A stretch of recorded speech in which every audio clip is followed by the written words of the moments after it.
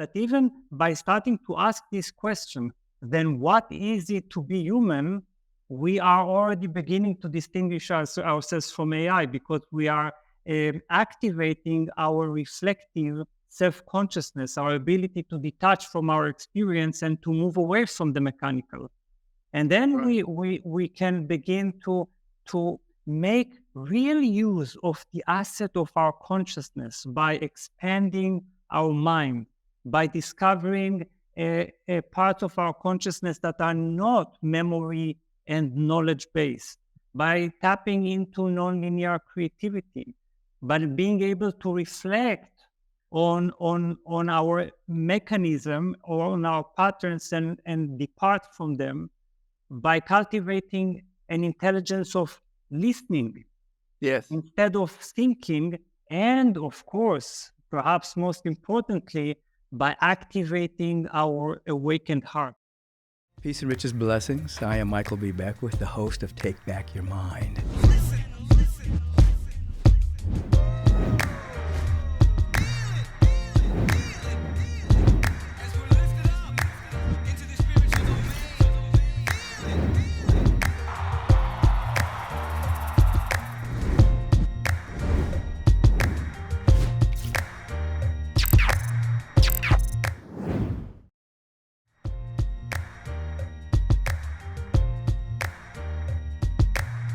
Peace and blessings, everyone, and welcome to the podcast, Take Back Your Mind.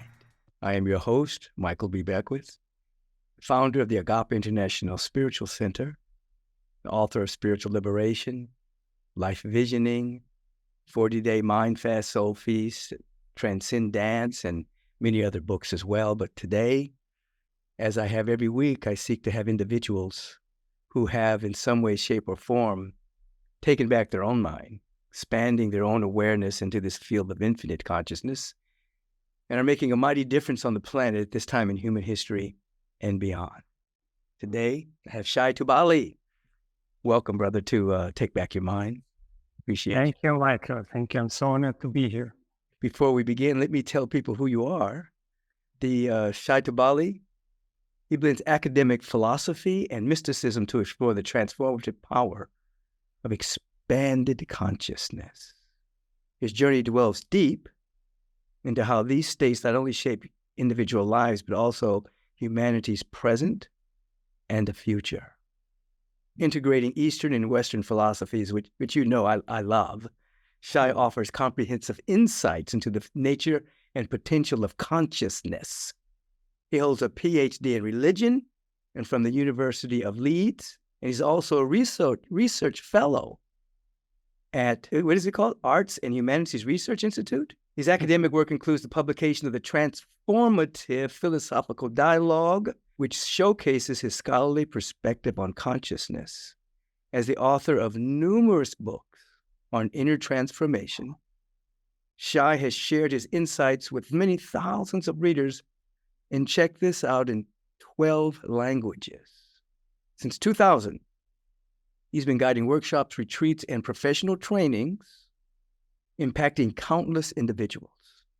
His passion has led him to the creation of several original methods for psychological transformation, including the medically researched expansion method. We want to get into that. How are you today, Shai? I'm doing wonderfully. Thank you. Delighted to start the conversation. Yeah, I want you to tell us a little bit about your personal background and what led you into this exploration of consciousness and the great work that you're doing. What's your backstory? What's your origin story? Yeah, like the story behind the brief biography you just read, right? Absolutely. Yes. The inner story. Well, it all started somewhere in my early 20s.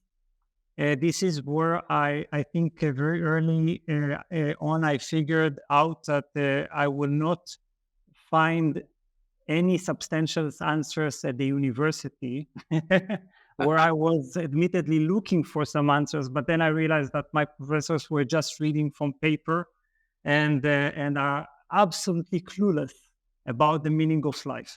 So then I embarked on a journey of inner search. meeting gurus of all sorts in India and elsewhere.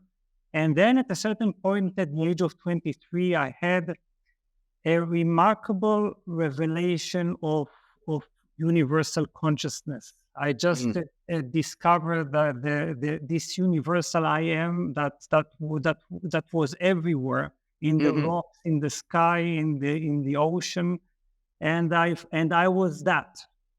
And that initiation into the nature of self opened the floodgates and unending ecstasy, universal love, almost excruciating love, just filled me. And all I knew was that one mantra, that only consciousness is, that consciousness alone exists. And then I discovered how many parts of my personality, including desires, needs, were just falling away of their own accord. And I started acknowledging the greatness, the magnitude, and the unfathomable mystery of consciousness, its power. That propelled me to develop techniques that enabled people to directly experience expanded states of consciousness. Among these techniques were ones that helped people to actually face trauma, to overcome trauma and PTSD. So then 7 years ago, I returned to the academic world humbly, this time determined to bridge mysticism and philosophy, and researching ancient traditions, Eastern and Western, transformative dialogue, and also the philosophy of AI, all with the purpose of responding somehow to the world's chaotic state. You see, to help this realization of consciousness be at the service of humanity, at the service of life.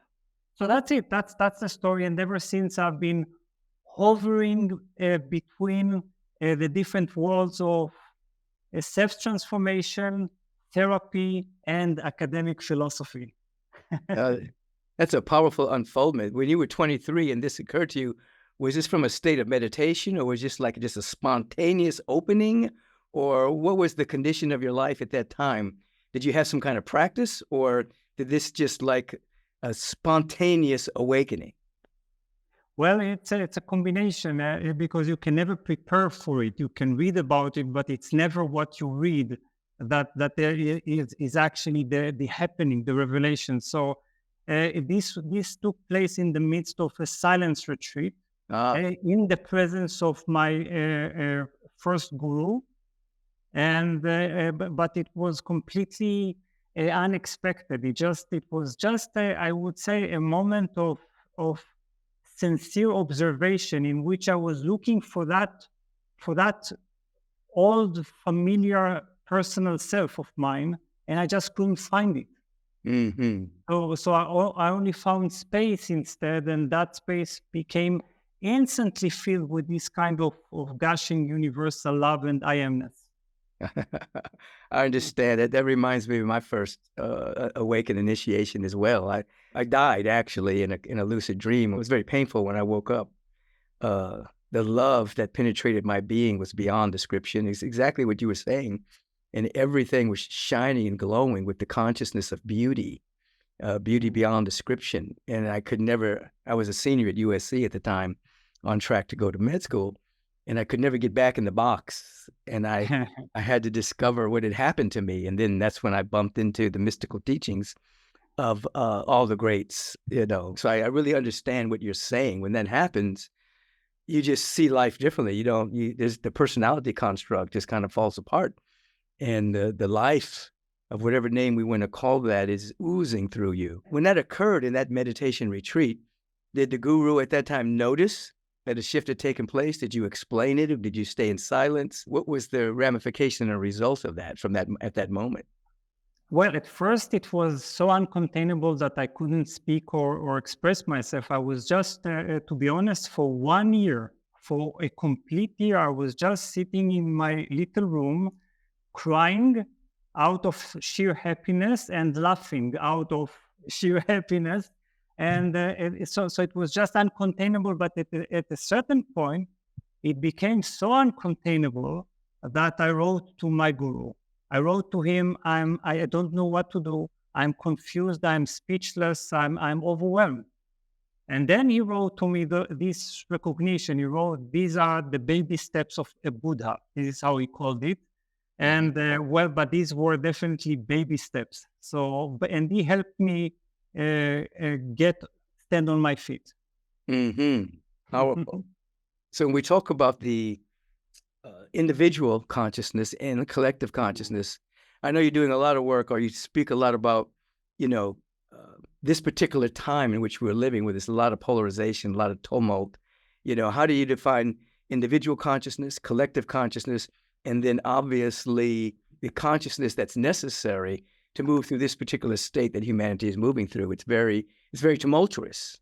Exactly. And I think that when we look at the condition of the world, of course, we need to ask ourselves why it is so, because too often our attention is focused on the external realities, what we see, the problems, social polarization, and the animosity, us versus them thinking. But then we need to ask ourselves, where does this come from?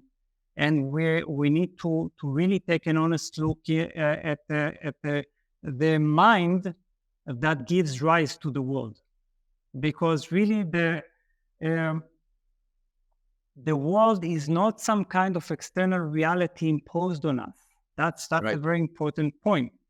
Now, when we talk about collective consciousness, or we need to remind ourselves that there is a difference between consciousness and thinking, or the collective way of thinking, the collective mind. Yes. Because collective consciousness is actually something fantastic. It is the discovery that there is just one self present in all, manifesting itself as all. But really, what our problem is our form of thinking, and that's the kind of that's the source of our problems, and that source is what I call the rigid mind. Rigid mind, yes, the rigid mind, mental rigidity is this kind of mind that is entrenched in fixed identities, in rigid narratives, unchanging narratives, and absolute perspectives, unquestionable perspectives. And the fact is that all sides of the debate, all sides of this kind of heated conflict are inflicted with this kind of rigid mind. So we all have that. And we all need to learn through meditation and through spiritual practice that the mind is free enough to maintain a flexible, healthy, and creative distance between itself and its identities, narratives, perspectives. Only with this kind of fluidity can we develop not tolerance, but actually an all-inclusive, a multi-perspective awareness that faces complexity, and that is able also to unite forces for the sake of an actually constructive future. I appreciate where you broke that down, that basically this entrenched mindset of opinions and perceptions and points of view, which people are holding on to so tight. I call that oftentimes thinkingness. It's not really real thinking, it's actually thinkingness. And that creates a whole perception that then creates experience and collective experience. And that experience is not eternal, it's not real, it's transitory, but people get stuck in that perception and actually fight for their opinion. And this is what you're describing. So when one can step back, it's through meditation. And I like the way you said, and distance yourself from that. You have the opportunity to see this consciousness, this love, this integrity, this life that's common to everyone. Now I can tell by your description that it's not merely academic. You've been initiated. You've actually seen it. Oh, yes. It's far from merely academic. Yes. The academic is just at the service of this direct realization. It's just a vehicle for the expression of this kind of realization. Absolutely. I remember I was at a college speaking a few months ago, and the president wanted to meet me after he heard me speak, and he was really fascinated with what I had to say. And he said, well, I'm an academic, and I love being academic. He says, but the way you were speaking, it just wanted me to break out of my academic space for a moment and actually experience what you were talking about. I said, well, your academia is not going to get you there. You're going to have to meditate. You're going to have to separate yourself from that for a moment to have an insight. But once you see it, you can't unsee it. Exactly. Explain how, you're really into technology, social media, AI. How does that influence our collective consciousness for the better or for destruction? Yes, well, again, I think, first of all, perhaps we should divide the discussion of technology into two. There is, of course, social media, and this kind of social polarization is manifested on social media, but and then there is AI. And these are two different realms, I think. Well, first of all, when it comes to social media, we tend to again think how technology influences us, how technology shapes our minds or endangers our minds, and so on and so on. And we tend to forget that technology is not some external force, and that social media hasn't invented anything. It hasn't invented polarization. It's just a reflection of the way in which our individual and collective operates. Thinkingness operates. And what social media does is that it's an amplifier of destructive forces within us. So the question is, who created the problem? Why these kind of destructive forces seem so alluring to us? And I think we don't pay enough attention to these questions. Why this information has such a great power over us? Because there is something inside us that has remained uncultivated. Why? I like that. Why polarization attracts us? Righteousness, dividing the world into absolute goodness and absolute badness, as if we were living in the mythical world of the Lord of the Rings. Yeah. Yes. So the problem, our real problem, is that the real force that has been developing throughout the ages has been technology. And technology advances rapidly while our level of consciousness is lagging behind. Yes. So then what happens is the technology becomes a servant, an expression of these destructive forces.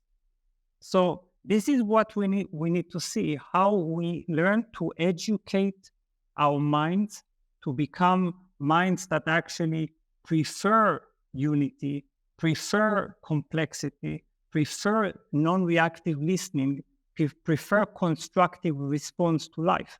And that requires a tremendous education, rather than just trying to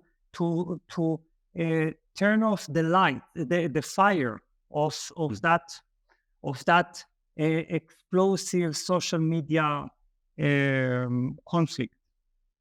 Now, I appreciate what you're reminding us that social media is a reflection of what's within us.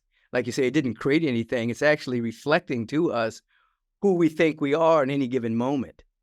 And so if we're, as you use the word, uncultivated or spiritually or emotionally immature, then social media just becomes a wasteland of our immature impulses.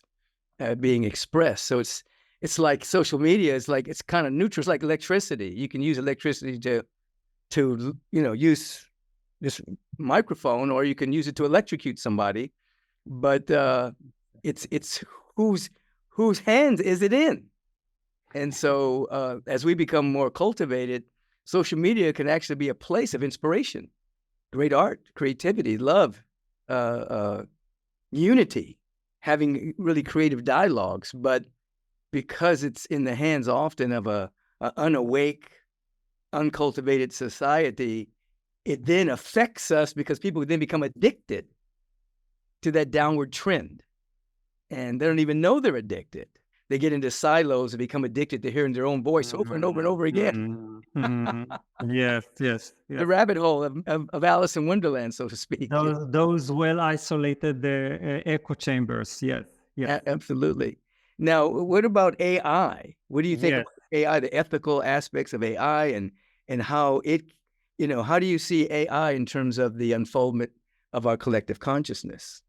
Yes. Well, Michael, I think this is one of the most important and interesting questions that we are facing nowadays.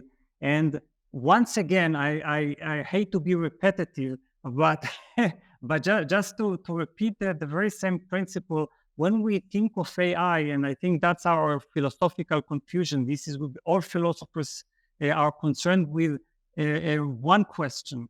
They think about how AI might develop consciousness, whether it can develop a consciousness or not, whether that AI can become completely unbridled and destroy humanity, and so on and so forth. But really, AI is not an other. It's not like an other species, a competing species. AI is an extension or reflection of the human mind. So what it does is actually it reveals to us that many parts of our mind are actually imitable and replicable because they have some mechanical aspects to them. You see? So then it brings us to ask the question, as the great Jiddu Krishnamurti asked back in the early 1980s, he asked, if machines can take over what we humans can do and still do it better than us, then what does it mean to be human? What are we? And I think we need to ask this question vehemently because have we learned to cultivate all those non-mechanical and therefore irreplicable aspects of our being? You see? So then the question that we need to ask is are we really needed? Perhaps we're not. You see, there is a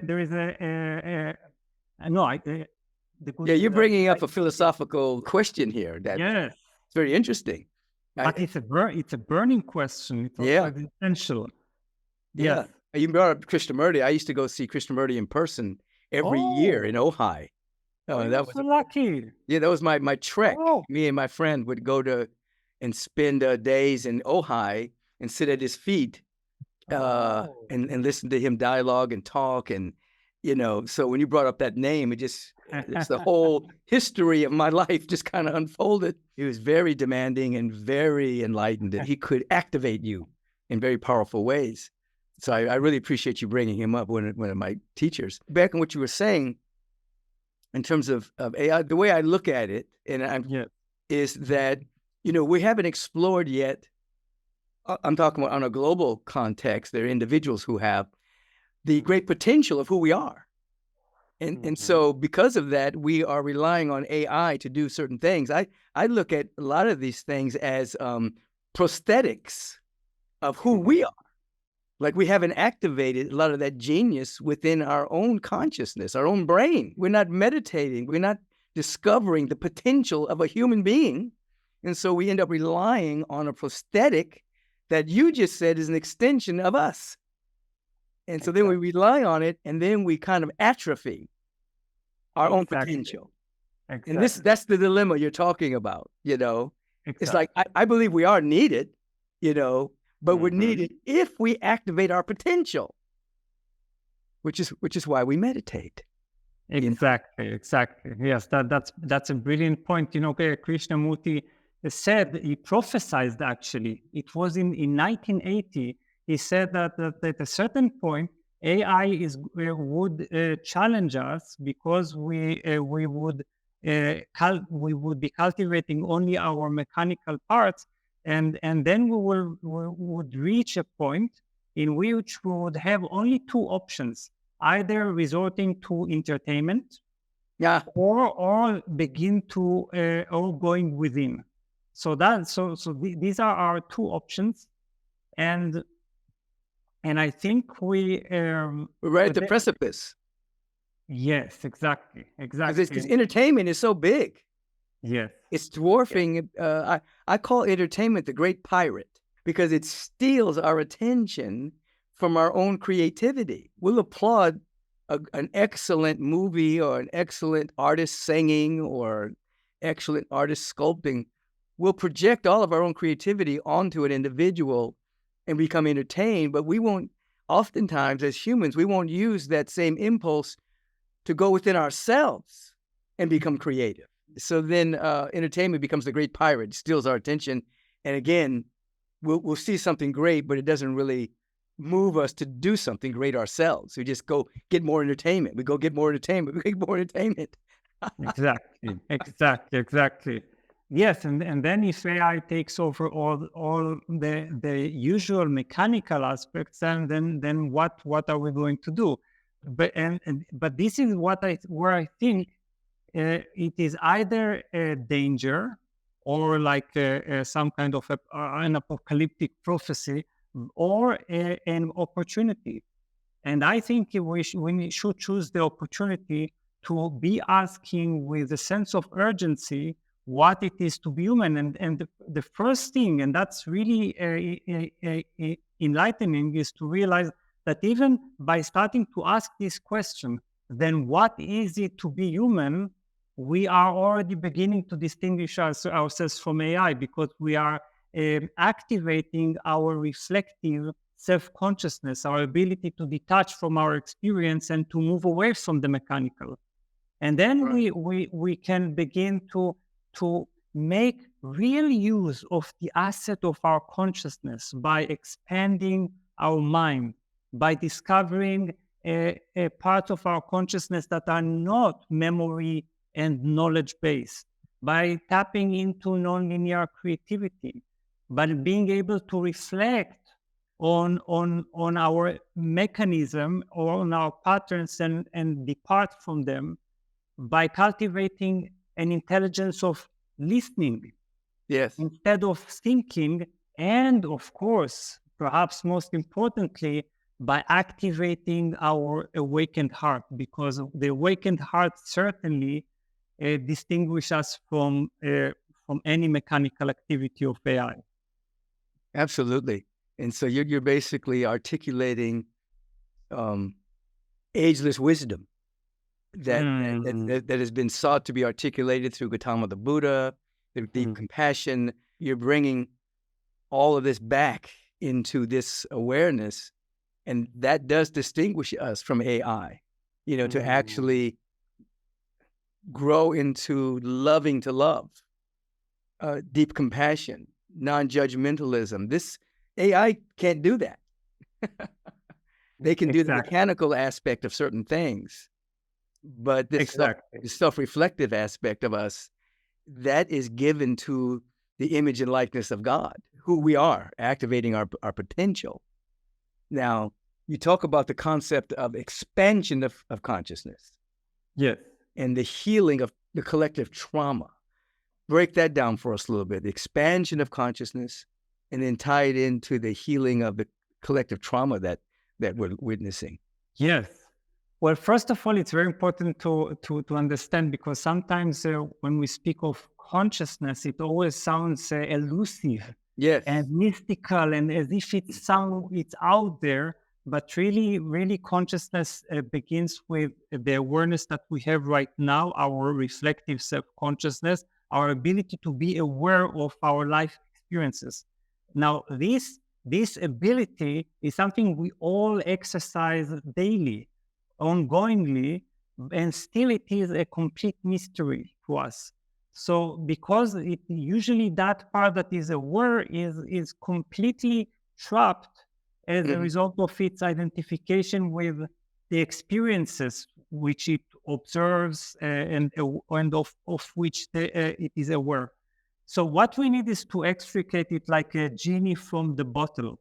It's like this kind of giant.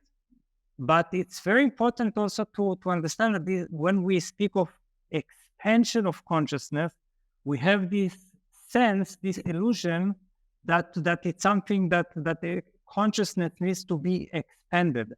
In actuality, consciousness is already extremely expanded, infinitely expanded. We only have created in it certain walls, certain walls through our thoughts, through our beliefs. So in reality, consciousness is all there is. It is like the infinite container in which life appears and into which life disappears. So consciousness is who we are right now, only without all those blockages and hindrances and limits, boundaries we've created through our thoughts. So a major part of these blockages is this kind of us and them, this kind of polarity of me versus them. Mm-hmm. And this is actually the root cause of all collective trauma. We've divided the world into two halves, also politically, and as a result, all our collective traumas are the outcome of a contracted consciousness that gave rise to a fragmented world. Right. So here again, we return to that rigid mind, you see, because within that grand, boundless consciousness, we've created rigid identities, narratives, and then absolute perspectives, unquestionable, all those rigid religions, groups, and ideologies. And as a result, we've given rise to countless traumas. So this is exactly how we need to move from that kind of rigid mind back to consciousness. In consciousness, we finally, the unity is not just a word. It's not a concept. It's a profound experience. And only through profound experience can we ever become convinced that it is real, that that's the reality of our life, and it's more real than what we perceive as an object-based world. Absolutely. No, you broke that down powerfully, and I'm so in alignment with what you're saying, because I would say, I say that we are pure awareness in a field of infinite consciousness. And so our awareness is oftentimes, as you indicated, trapped by lesser identities. You know, we're the son and daughter of our parents, where we were born, what schools we went to, their interpretation of past experiences. And that's content in our awareness, but it's not who we are. So we're expanding our awareness in a field of infinite, boundless consciousness. And whenever we have an insight that expands our awareness into this infinite field of boundless consciousness, and we become more ourselves. And as you indicated, that is what dissolves trauma, because the personality construct that's traumatized is really a figment of our imagination. It's not who we are. But as long as we're identified that way, then we will experience that trauma. We'll identify ourselves as a survivor of it. We'll wear a badge about it. We'll try to pick through it psychologically on a psychologist's couch to see all the genesis of it. But ultimately, through the art and science of consciousness exploration, meditation, it begins to unravel, because that personality it's not who we are.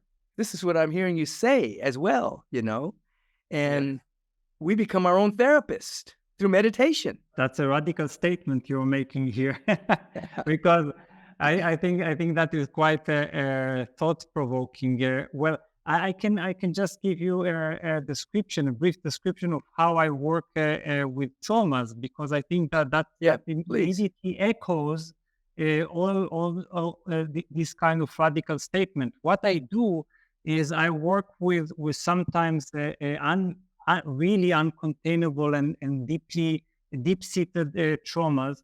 Yeah. But then, and it's at first it's actually hard to imagine that one would even agree to return to that traumatic memory.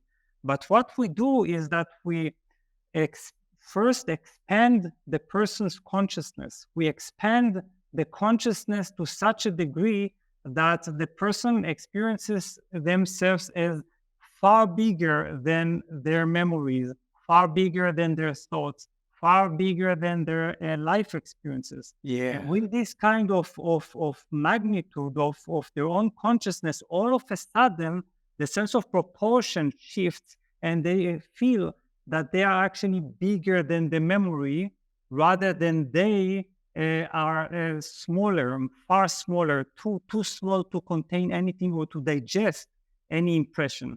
So then with this kind of greatness, they feel such bliss, such joy, such unaffectedness, that they are willing to revisit that trauma, imbue that memory, that experience with their newfound presence, and begin to uproot all those irrational memory connections that were formed in the traumatic event through the power of their own awareness.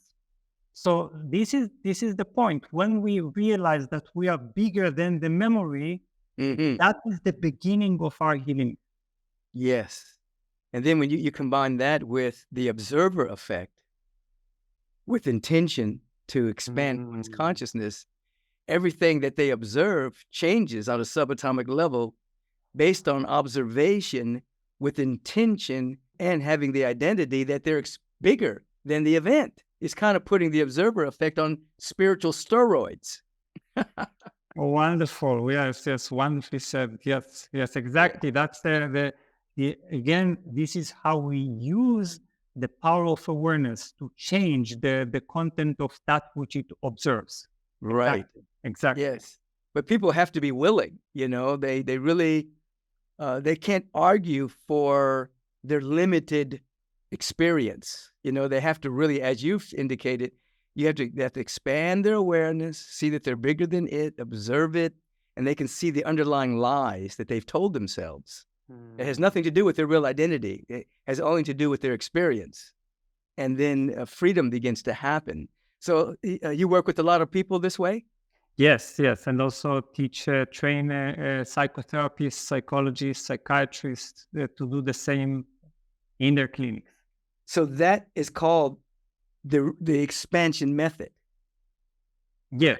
Yeah. Yes, exactly. That's in general the expansion method. It has many variations, some of which are therapeutic, but some are actually there to enhance our decision-making processes, our clarity in life. So it's all about the realization that once you're firmly established in this expanded version of your being, you have all of a sudden this kind of obscurity, mental obscurity, emotional obscurity, all those veils that inhibited your ability to see clearly, to liberate yourself through the power of your own consciousness. All this becomes is removed, and everything is possible. Absolutely. You're reminding me of that Sufi statement that says that there are 7 veils between us and God, but there are no veils between God and us. Oh, that's amazing. Yeah. Wow. So that, we have all these veils and perceptions, but the presence, the consciousness of God, there's no veils between God and us. It's all us. that are Oh. creating the sense of separation.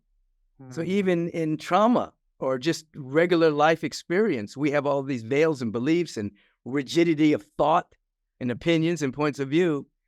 But we don't change consciousness. We're just blocking it from being the activity of our awareness.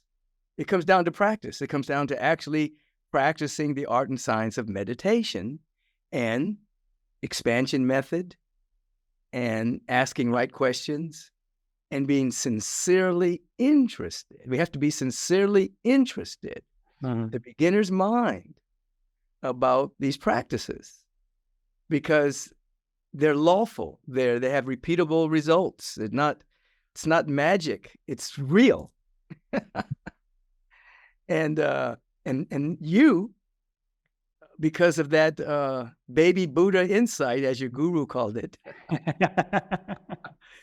you could not unsee what you've seen, and it's led you now to go back to academia, but with a grander vision and be able to articulate the ineffable, learning how to articulate that which can't be articulated and bring it into an academic setting where people are beginning to get a peek of what words cannot even convey.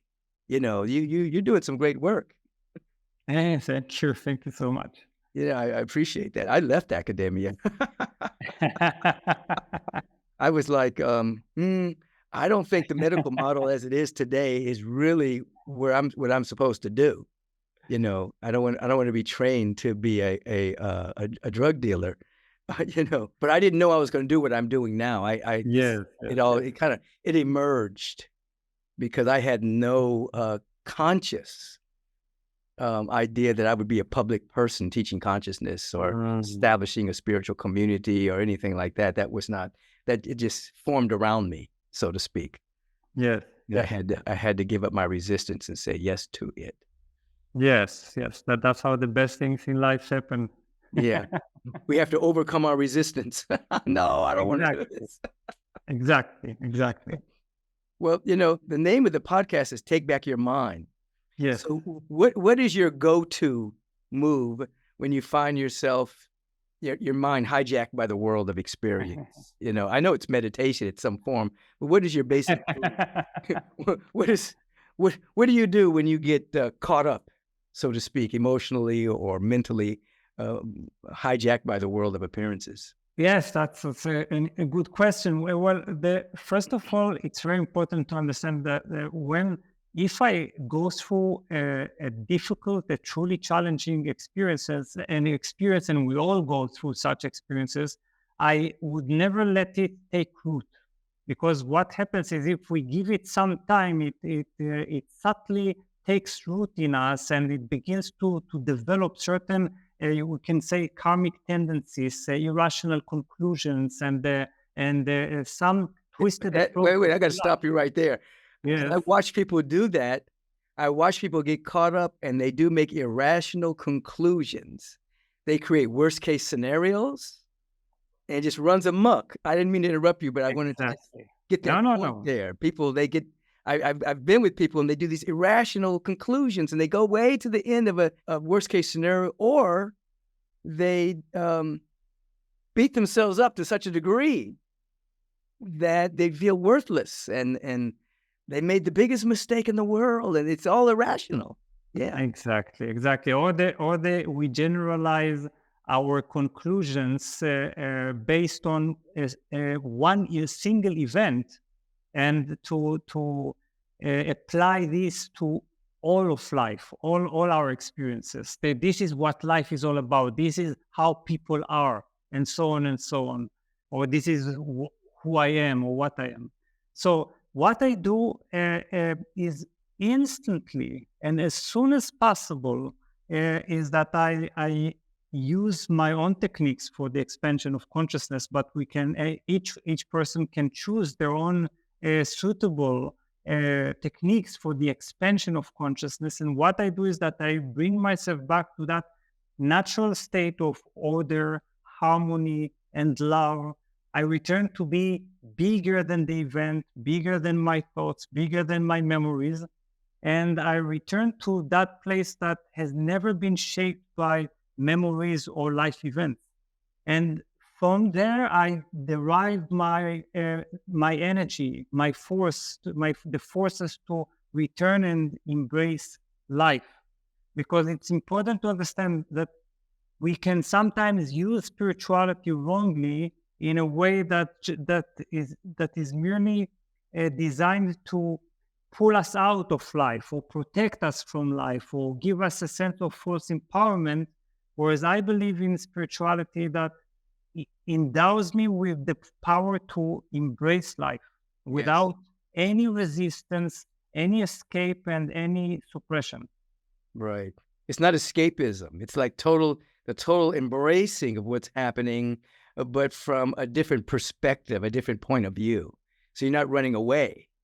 You're actually embracing, observing with intention, and then allowing transformation to take place. It's alchemy. Exactly. Like it's spiritual alchemy with the power of your awareness. Yeah. Yeah, our work is very similar. Very beautiful. Very yes, beautiful. yes, I can sense that. Yeah, very beautiful. So, what is the name of your latest book?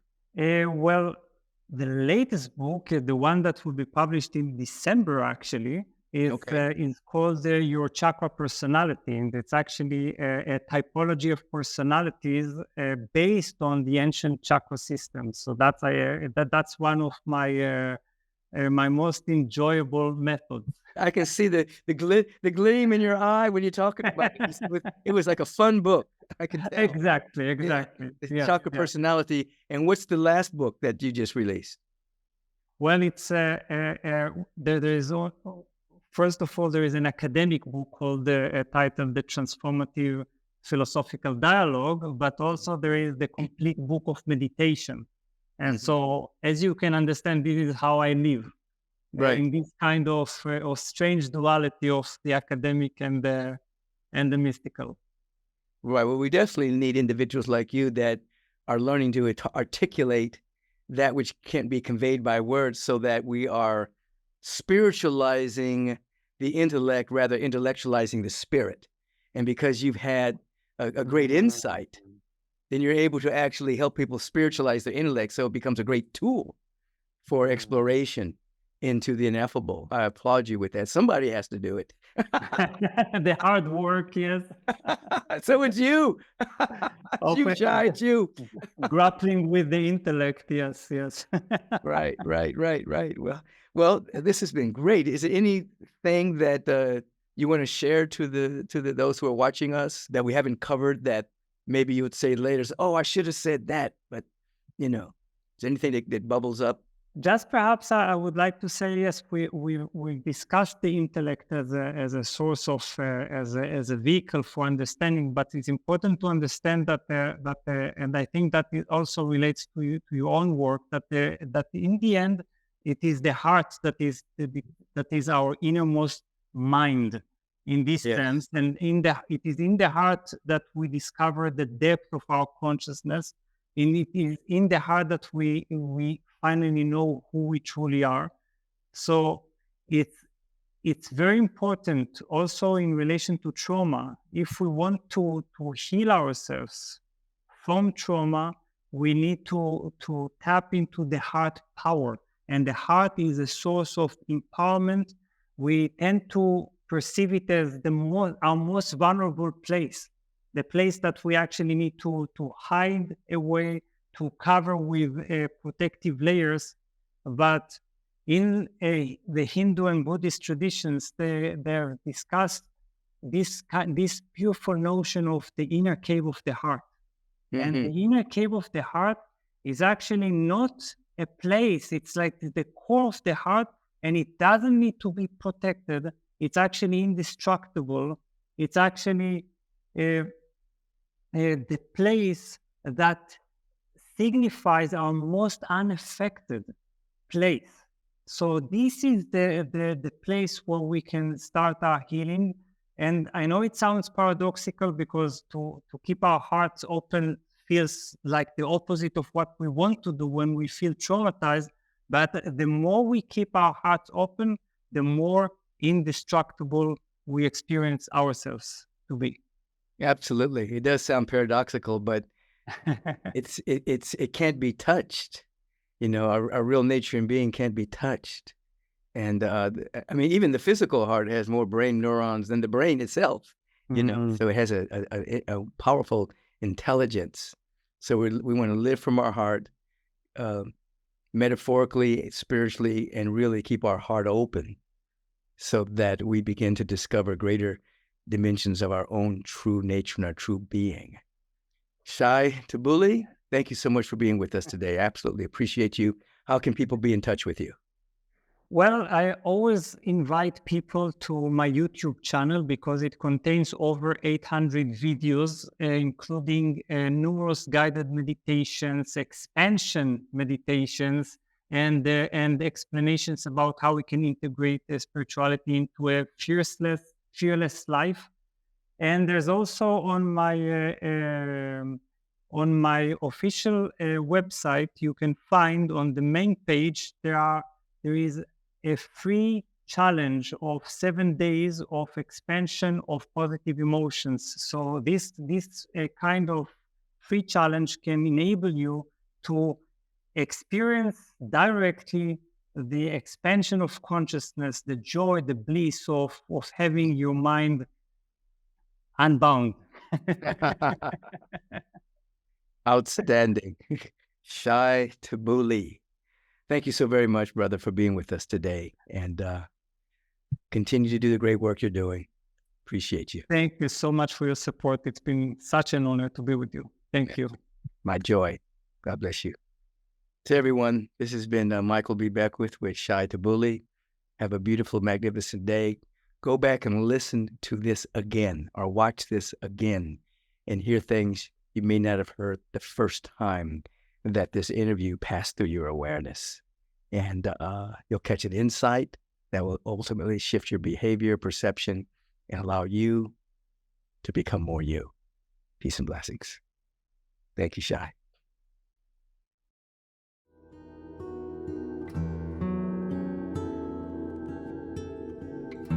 Peace and radical blessings.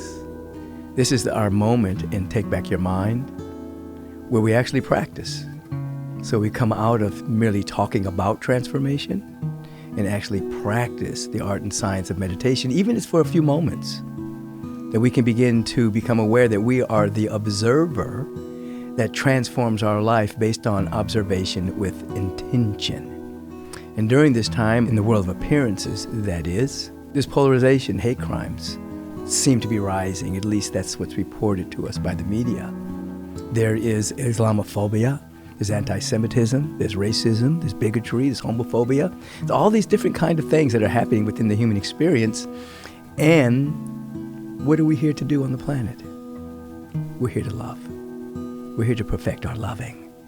And so if the mind gets caught and snagged in any of those particular limited perceptions, it means that we're in prison. We've been imprisoned by hate. And this is a time of great reckoning where people are waking up and coming back to an awareness that love is real. Compassion is a very high form of love. Peace is the dynamic of harmonizing good. So I invite you to turn within with me for a moment. Have your feet placed upon the ground, hands on your lap facing upward as a sign of receptivity. Rest in the breath, this release.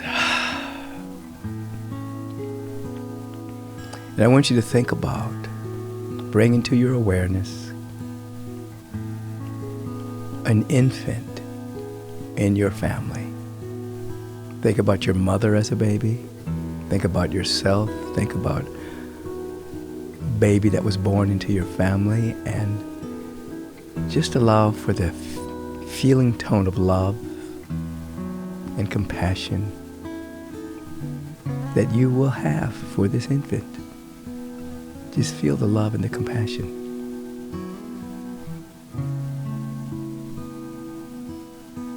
And allow every breath that you take to expand your awareness of this love and this compassion for this little baby. Just baby hasn't done anything wrong. This hasn't formed limited opinions about anything. It's just in a state of being. And you love this baby. Now, catch the feeling tone of this love, this compassion, but distinguish it from the infant. Just feel love. Just feel compassion. And every breath you take, let it fill the room you're in right now. You're surrounded by this love. You're immersed in divine compassion, infinite peace. Let this inner atmosphere fill up your home, your neighborhood, your state. Let it keep expanding. The country you're residing in.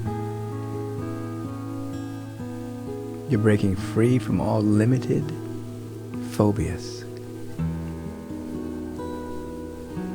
And you're aware of the frequency of love, the same love you have for that infant. Let it expand to all countries,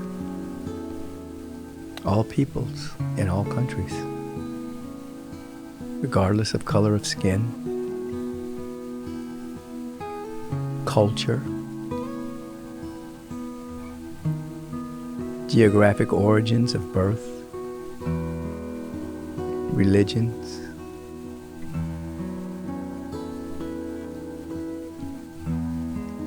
You're growing in the awareness of love, compassion for all beings.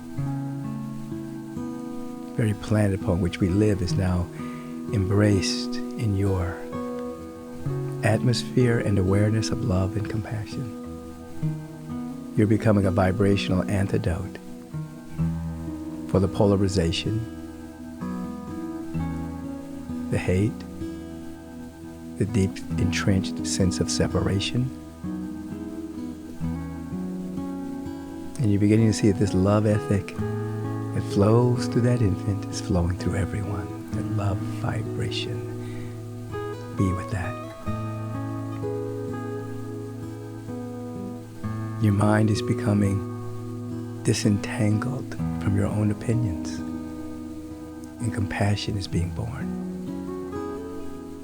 Be in this field of compassion for a moment of silence for the entire world and all beings, including yourself.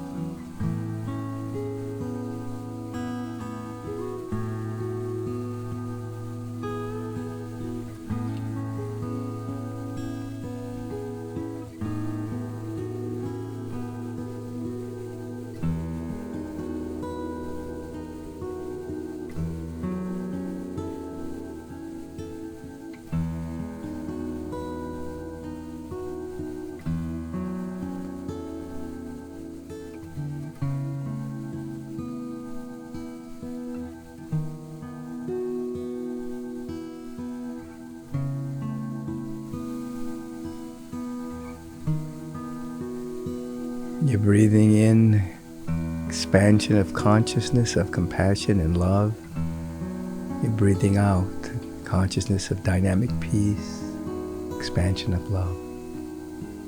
The whole world is in this field, and you are becoming more you, not entangled by the world of appearances, but spiritually liberated into ever-expanding awareness of your oneness with life itself. Feel a deep sense of gratitude that you exist at all. Deep thanksgiving that you are alive as a unique expression of infinite potential. As we slowly open our eyes, we just bow to each other. Thank you for these precious moments of perfect stillness. So it is. Amen. Peace and blessings. Thank you for participating. Practice, practice, practice is the order of the day. Have a beautiful day.